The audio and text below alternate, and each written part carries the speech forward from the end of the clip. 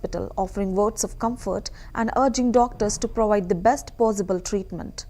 The minister assured that the government will stand firmly by the families of the victims, extending full support during this difficult time.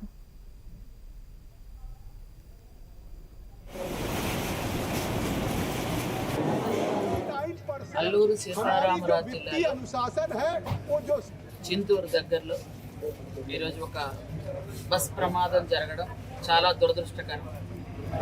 ఇలాంటి సంఘటనలు జరగడం చాలా బాధాకరం. 37 మంది ప్రయాణిస్తున్నటువంటి ఒక private బస్సులో 35 మంది ప్రయాణికులే, 2 డ్రైవర్లు.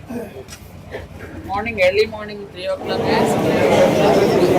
సీనియర్ డ్రైవర్ పడుకొని ఉన్నారు. జూనియర్ డ్రైవర్ని డ్రైవ్ చేయమని చెప్పడం, అక్కడ ఒక చిన్న ప్రాబ్లం అయితే ఖచ్చితంగా జరిగింది.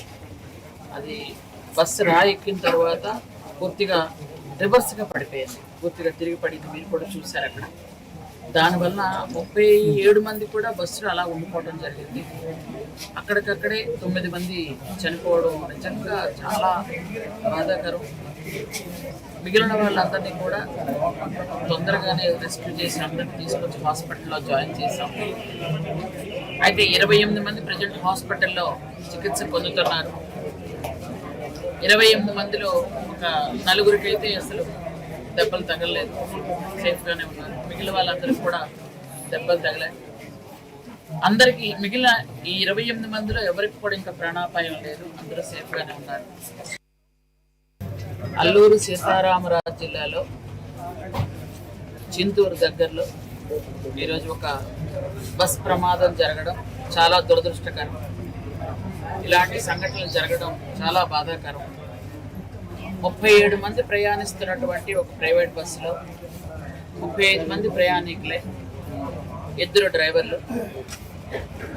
ఎర్లీ మార్నింగ్ 3 o'clock సమయంలో సీనియర్ డ్రైవర్ పడుకొని ఉన్నారు. జూనియర్ డ్రైవర్ని డ్రైవ్ చేయమని చెప్పడం, అక్కడ ఒక చిన్న ప్రాబ్లం అయితే ఖచ్చితంగా జరిగింది.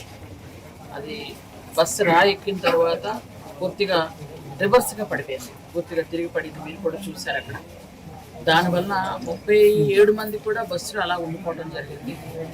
అక్కడికక్కడే 9 మంది చనిపోవడం నిజంగా చాలా బాధాకరం.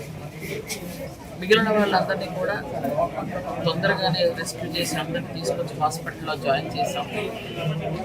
అయితే 28 మంది ప్రజెంట్ హాస్పిటల్లో చికిత్స పొందుతున్నారు. 28 మందిలో ఒక